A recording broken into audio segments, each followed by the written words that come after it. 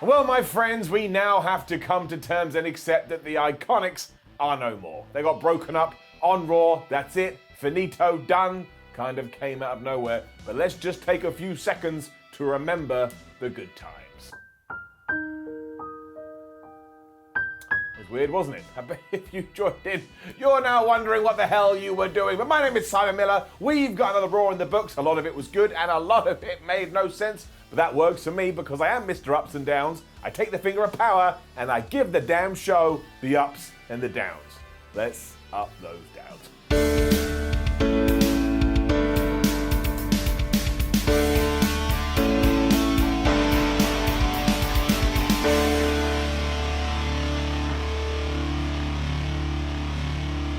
Randy Orton came out to start off Raw and he told us that he was super duper happy that he had fractured Drew McIntyre's jaw last week. I laughed my absolute ass off because what a sociopath, what a psychopath who comes out and goes, well, hey, I smashed somebody's face in. Wrestling is just so weird, and also wrestling is just so random or raw. Raw is random, because at this point we were told we were going to have a bunch of singles matches this evening, and the winners of those matches were then going to go into a triple threat match, and whoever won that shingamadig was then going to be the #1 contender for the WWE Championship. But you know who was in this mini tournament? Dolph Ziggler. Dolphy boy flipping Ziggler, who has already gone twice against Drew McIntyre and lost, oh yeah, that's right, twice. And then he's just been down in Raw Underground. Sometimes he wins, and sometimes, oh, what a surprise, he loses. What the hell did he do to get in this? But don't worry, there is a reason. Are you a recently called up NXT talent that needs a big win on Raw? Well, you need Dolph Ziggler. Dolph Ziggler is always on hand to be beaten by people that have been called up from NXT, and he will lose to you even if he's in control for the majority of the match. So make sure you get Dolph Ziggler today. So of course you've called somebody up from NXT. That man's name was Keith Lee. So he had to go through the gateway known as Dolphy Boy Blue. And it was going to be one of the matches. We're also going to get Seth Rollins versus Dominic Mysterio. And even though everybody melted down online, Ray actually suffered an injury at WWE Payback, because of course it was meant to be Ray versus Seth. So he had to be taken out of the match. So of course he'd go, well, I know who can replace me, my son. That one I was okay with. And we're also getting Kevin Owens versus Randy Orton. But I really like the story there. But I guess all of this was alright. Orton then continued that 1, he was super pissed off because he shouldn't have to qualify for anything. He deserves a championship match. And that 2, the only thing that Drew deserves is drinking through a straw for the rest of his days. I mean, damn Randy, tone it back a bit. He'd also done the worst Photoshop of all time and had all his victims laying in hospital beds. I mean, honestly, it looked like my first edit. And then thankfully, Keith Lee arrived. I was getting a little bit worried because Randy Orton had done a relatively long promo and he hadn't mentioned Keith once. So he came back to say, well, if you ain't going to talk about me because you know that last night I whooped your ass, I will talk about myself.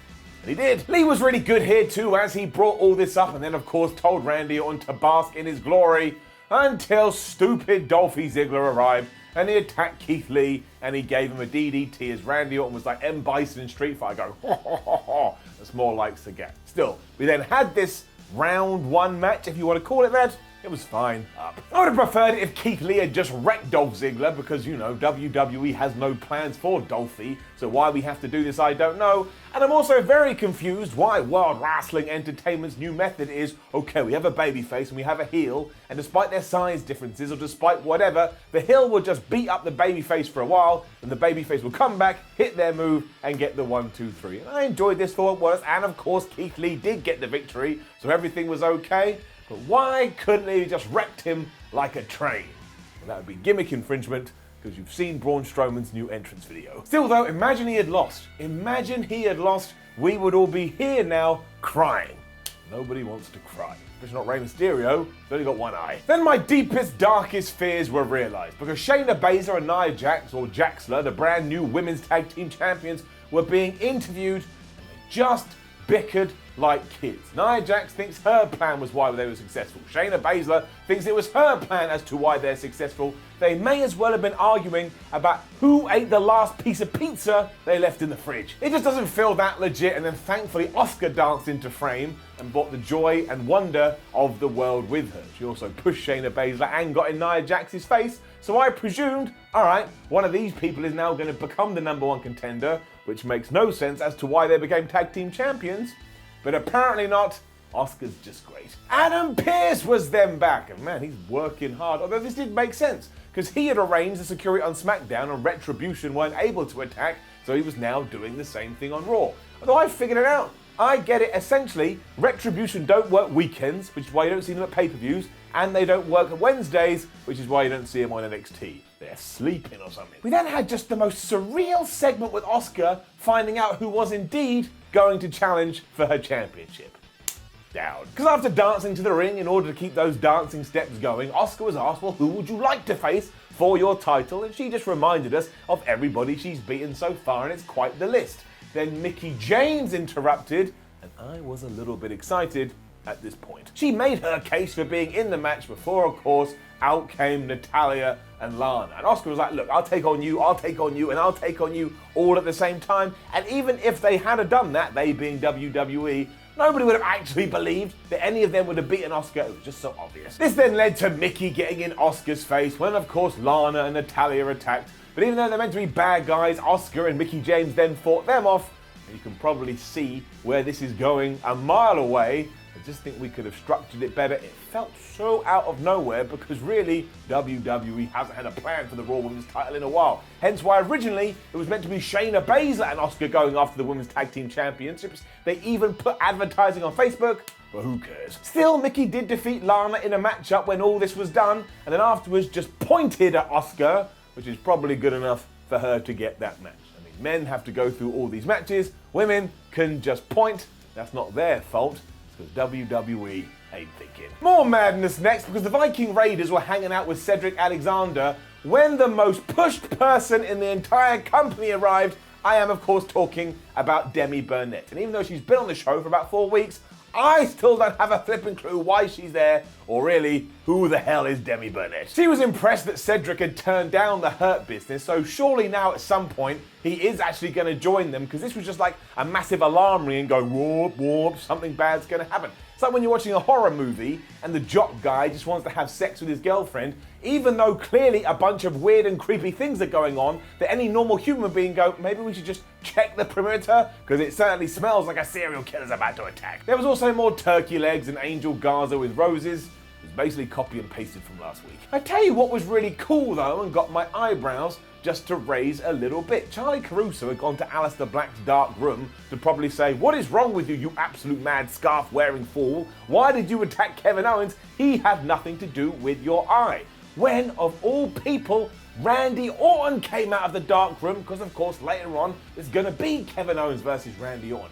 And I was like, oh, I wonder what they were talking about. It was probably how much they hate their parents, and they did it while listening to Papa Roach. And then, stuff just happened. Ever wonder why a man just disappears when doing a Raw review show, even though obviously you need a human being to talk to you in order to find out what happened on the program? Well, sometimes stuff just happens. So if you are wondering why from nowhere it was announced that in the match between Liv Morgan and Ruby Riott versus the IIconics, whoever won would be the tag team #1 contenders and whoever lost would have to break up forever, well, again, stuff just happens. And if you are struggling with this, give us a call on 0800 Stuff Just Happens, and don't be worried about my random floating mouth kind of looking into your soul, even though mouths have no eyes, because again, stuff just happened. Now apparently there may be a little bit more to this, so if it does tie into something in real life, that is always going to be more important. But given that yes, the IIconics are about to break up, and how long you've been together,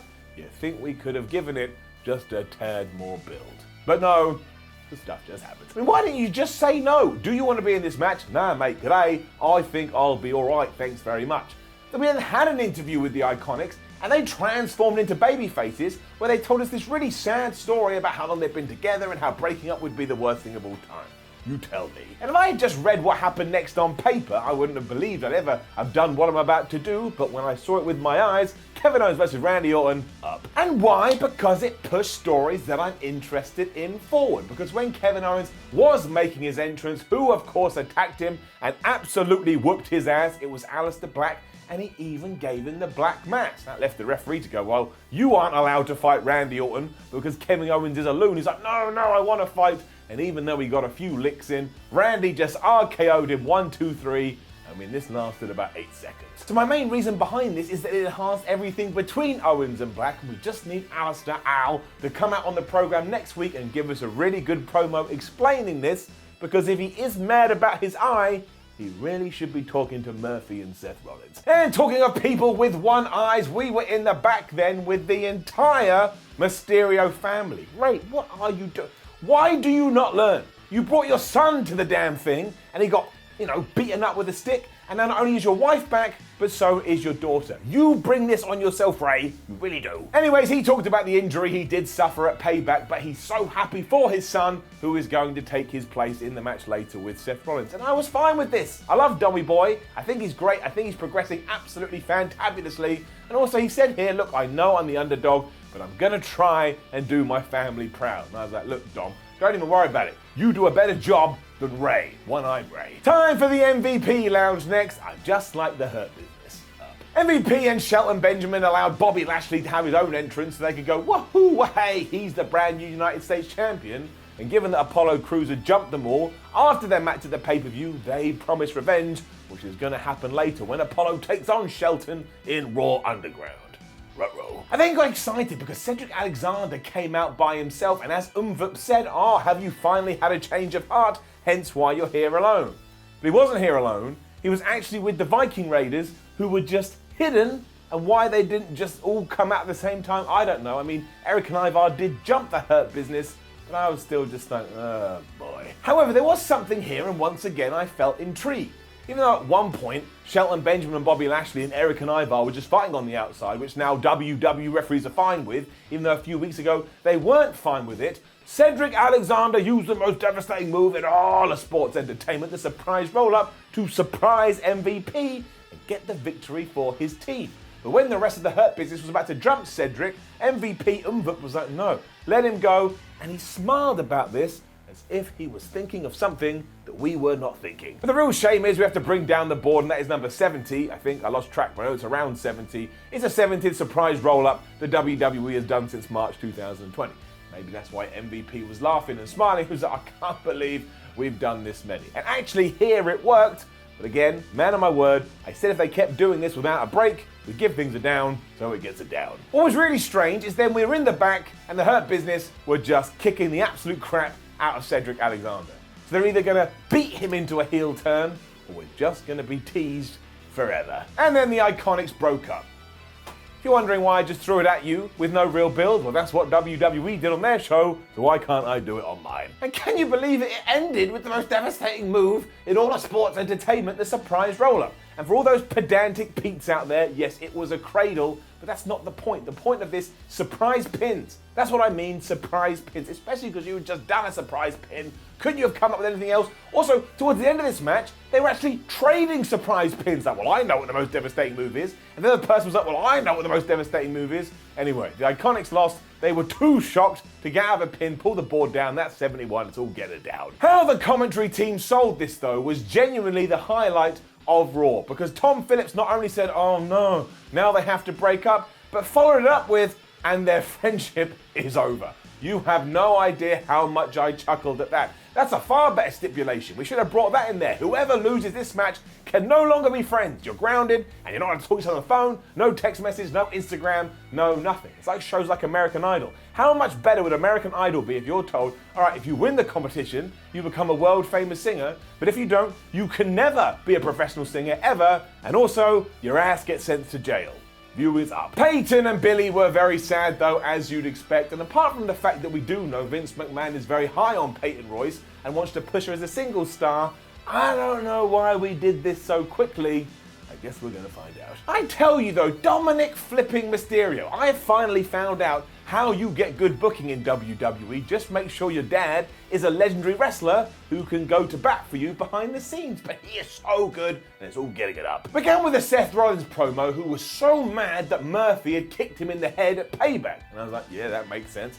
I'd be mad about it too, but he was so pissed off, he told Murphy to go to the back and think about what he'd done, as if this was Murphy's parents' evening, and he was saying to Mr. Murphy and Mrs. Murphy, look, your son has a lot of potential, but he needs to buck up his ideas. Murphy wasn't cool with this at all, and he was even more upset when Seth Rollins slapped him around the back of the head as if he was some kind of disobedient horse. But when he did get to the top of the ramp, and he was just staring at Seth Rollins, this is where Dominic Mysterio just ran out. He waylaid Murphy, got in the ring, he started beating up Seth Rollins, and I tell you, I was like, give him the belt, make him the world champion. I mean, obviously don't do that, but I was getting carried away. Seth and Dominic also have such good chemistry together, which makes no sense given that Dominic is basically a rookie. And when the mini Mysterio, even though he's bigger than his dad, gave Seth a tornado TDT and a standing moonsault and got a pretty near fall, I kind of wanted him to win. I wanted him to see Randy Orton versus Keith Lee versus Dominic Mysterio. I had lost it. Dom even got in a 619, but then he went for that frog splash and he should have, because Seth got out of the way.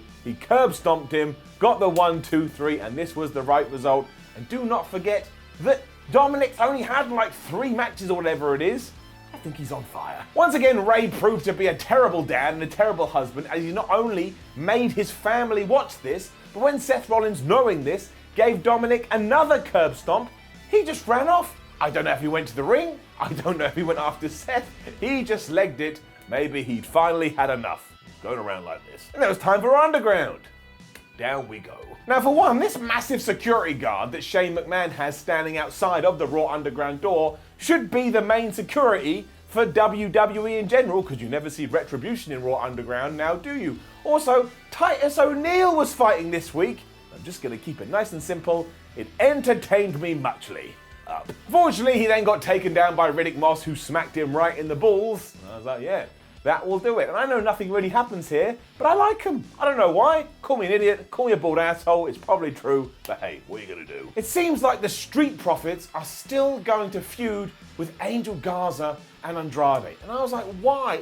Who is this for? Those two schmucks have lost over and over again. But yeah, the tag team champs were here. They were taking the mick out of them. And I know why. I just said why. I know why. Because there's no other tag teams ready. Just go and get some other tag teams ready, WWE. It's not hard. But this was kind of just there. And I realized I was trailing off halfway through. And I started to be like, who the hell tried an apple for the first time? I mean, it's a weird looking fruit. Who just went, you know what? Oh, thank goodness it's delicious. And then that kind of feeling continued because R-Truth won back the 24/7 title in pretty much exactly the same way he has always won the 24/7 title. Now, I love R-Truth, and I think he should be inducted into the Hall of Fame. And if you're not watching him on Raw Talk, you are doing yourself a disservice because the man is hilarious. But again, it's just the same old stuff. Tozawa turned up to the arena. He got told he wasn't on the list, so he got out the car. Turns out there was no list. R-Truth rolled him up because you always roll him up. He was the champion, ran away. Tozawa drove off after him. That was it. You're still asking yourself, why is Tozawa a ninja? And you have to explain it to non-wrestling people who think you're a dork.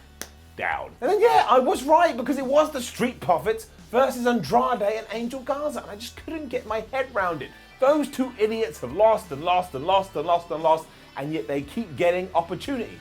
This was a tornado tag, which made it a little different, but it was still non-title. Down. It didn't even have a finish, as around about 10 minutes in, Retribution were in the back. They found a light switch. They started turning the lights on and off, which is now their calling card. Who the hell has a calling card? And they went to the ring and they beat everybody up, including Zelina Vega, which was quite a nice twist because it confirmed there's clearly ladies in the group. But then I was like, where the hell is Bianca Belair? I didn't get an answer. Interestingly though, as soon as Angel Garza and Demi Burnett, who was ringside, knew about all of this, Angel Garza grabbed her hand and he ran away. And Demi always seems to make herself scarce when these dudes do come around, so I'm going to say she is the leader of Retribution. Angel Garza was also very funny here, but please, we need at least some kind of reveal about who these people are, but also why they're doing this, because it's not escalating anymore. In fact, it's probably going the other way. The best part, when I say best part means worst part, was that even though the commentators had legged it as soon as the lights had gone crazy, they just followed this up by saying how happy and proud they were that WWE is going to be on the Peacock streaming service. at least try and act like you're a little bit terrified. Raw Underground returned next, and they broke a stipulation that had been made very clear to me, and I was upset, because you know who was ringside at Raw Underground? Peyton Royce and Billie Kay. I was informed that they were no longer allowed to be friends, and here they are enjoying a wonderful night of entertainment. Unbelievable. And then as it turned out, maybe Tom Phillips wasn't lying, and their friendship is over, because after Marina Shafir and Jessamine Duke had won a couple of matches in Raw Underground, they saw the IIconics and like, why don't one of you get in the ring, or both of you? So Peyton Royce pushed Billie Kay into the thing, and I guess a brand new rule we're keeping track with them is if you fall into the ring, you then have to fight, because they wrecked her, and Peyton didn't seem upset at all. In fact, she celebrated with Shane McMahon. We also had this brawl between Shelton Benjamin and Apollo Crews too, and you know what? It was actually all right. I mean, it began with an Apollo Crews promo, which was kind of good because he was all like, oh, you know, the old Apollo would just let this lie and just be happy he was US champion, but I am going to make Bobby Lashley's life a living hell until I do get it back. And yeah, essentially they just brawled around the place until everybody got involved, so the Hurt Business and Apollo Crews and Ricochet and Cedric Alexander. And because those three baby faces, mostly in WWE, are massive geeks, they all got choked out. So they do really suck, but at the same time, I love seeing MVP and his buddies run wild, especially down in Raw Underground. We had that tease a few weeks ago that went nowhere, but it just pleases me, and that's why I'm giving it up as long as soon, and I mean soon, Cedric Alexander goes heel. And then I told you, what did I tell you? The most pushed person, the most used person in WWE, Demi Burnett, was back, and she was wandering around the backstage area with Angel Garza and rightfully going, Angel, you seem a little bit like a dick. Why did you just abandon your friends? And then as soon as Retribution found them, Angel once again just legged it and ran off, and he officially became my new favorite wrestler. That kind of cowardly activity always makes me chuckle, and even though Demi was able to get away too, I kind of felt like Retribution allowed her. Once again, Demi Burnett, whoever the hell she is, leader of Retribution. Our main event was then brilliant. I don't even care. For starters, there was this great bit where Seth Rollins thought that he and Randy Orton were going to team up to try and take down Randy Orton before Randy was like, nah, I changed my mind. I don't want to do it. So Rollins got in the ring and he was actually able to get in control. He put Keith Lee in a headlock, and as he did, he just went, ha ha ha ha, I don't need you at all, Randy. And then Keith Lee whooped him, ruled. And that is what we did throughout too. Even though Seth Rollins and Randy Orton, former WWE champions and former WrestleMania main eventers, wanted to try and stop Lee, they weren't able to because he's too much of a badass and he's on their level. I know some people are going to disagree. I think we are treating Keith Lee wonderfully, and it makes me feel all peaches and cream in my tum-tum. Because he was standing side by side with these guys and it felt right, and dare I say it, it felt normal. Obviously he was taken out eventually so that Seth Rollins and Randy Orton could go at it for a while, but that was also designed for Keith Lee because he came back like a monster from the deep and once more was just wrecking fools. He pounced Randy, he caught Seth and slammed him onto an announce table. Nobody could stop him until somebody stopped him. But that was alright because I enjoyed the finish as well, because not only did he spirit bomb Seth Rollins, I was like, oh my gosh, Keith Lee's actually going to win. Randy Orton then came from nowhere, as he does, and he gave Keith the RKO, but did he pin Mr. Lee? Did he bask in his glory? No, he didn't. He went over to Seth Rollins instead, and the reason is nice and simple. Who was kicked out of the Spirit Bomb? Nobody, but the RKO, well, it's pretty good, but it's only like 85% effective. It was also important from a non-kayfabe point of view because you cannot have Keith Lee lose. So Randy pinned Seth. He's now the number one contender going against Drew McIntyre at Clash of Champions, and I'm giving it a round of applause. Great way to end Raw. I felt satisfied. I'm also massively intrigued to see what we do with Keith Lee now. Is he going to start a feud with Seth Rollins? If he came out of that one with his hand raised, well, I wouldn't moan about it at all. So this certainly wasn't the best Raw of all time, and when it did fall off a cliff, it was just like, whoa, as somebody had jumped. But you know what? The ending was good, and there were certain highlights throughout it. Because of that, it is getting it up. But we just need to tighten a few screws and not do crazy things like, oh, we're going to do a breakup match. You know, do a breakup match, give it some time. Also, I explained this on Payback Ups and Downs. Everybody is breaking up right now. Somebody needs to have a good damn relationship. Now, don't forget to leave a comment below and let us know what you thought about last night's episode of Raw and call me a dick. I know how it works. Like the video, share the video, subscribe to WhatCulture Wrestling, head over to WhatCulture.com. You can read the Ups and Downs article. I don't write it. Maybe they'll say something you agree with. You can be like, Simon Miller, what an absolute fool. Then head over to Twitter at WhatCultureWWE, give them a follow and watch more videos here on WhatCulture Wrestling. John Cena salute. My name is Simon from WhatCulture. Thank you as always for joining me, and I will see you soon.